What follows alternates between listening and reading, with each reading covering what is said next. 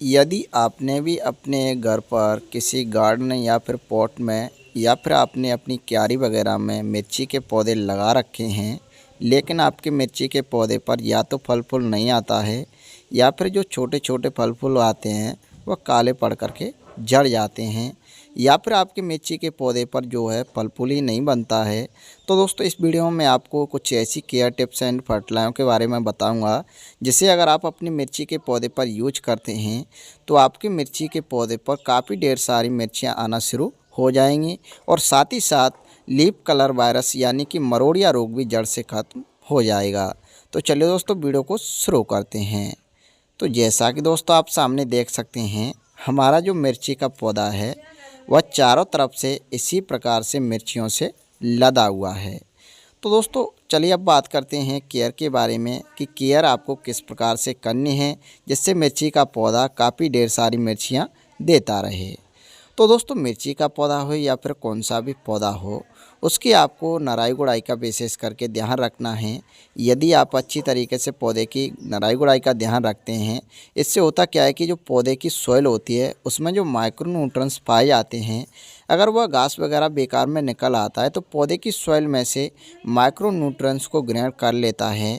जब जाकर के पौधे में माइक्रो न्यूट्रिएंट्स की कमी होती है तो पौधा जो है काफ़ी ढेर सारे जो अब फल फूल छोड़ना शुरू हो जाता है या फिर उस पर फल फूल ही नहीं बन पाते हैं। और साथ ही साथ आपको गुड़ाई कर देना है। गुड़ाई करने के बाद में आपको वर्मी कंपोस्ट या फिर गोबर की खाद लगा देना है। वर्मी कंपोस्ट या फिर गोबर की खाद लगाने से होता क्या है कि जो पौधे की ग्रोथ होती है वो काफ़ी अच्छी तरीके से होने लगती है। यदि दोस्तों पौधे की ग्रोथ होती है तो उस पर फल फूल आने के चांसेस हो जाते हैं। तो दोस्तों इस प्रकार से आप अपनी मिर्ची के पौधे का ध्यान रखते हैं तो उस पर फल फूल आने के चांसेस हो जाते हैं। तो दोस्तों जैसा कि आप सामने देख सकते हैं, हमने यहाँ पर ले रखा है अदरक। इसी अदरक के साथ साथ और आपको कौन कौन सी चीज़ें लेनी हैं वह सारी चीज़ें हम आपको आगे वीडियो में दिखाएंगे। तो दोस्तों हमने यहाँ पर अदरक को 10 ग्राम के तकरीबन ले रखा है और हमने यहाँ पर एक खाली बर्तन में डाल करके तैयार कर लिया है। और दोस्तों जो दूसरी चीज़ आप मेरे हाथ में देख पा रहे हैं ये है लहसुन। लहसुन की आपको 4 से 5 कली ले लेना है। तो चलिए दोस्तों जल्दी से हम इस लहसुन में से 4 से 5 कली निकाल लेते हैं। तो दोस्तों हमने यहाँ पर लहसुन की कली भी निकाल करके तैयार कर लिया है। तो दोस्तों इन दोनों चीज़ों को हमने यहाँ पर डाल करके रेडी कर लिया है।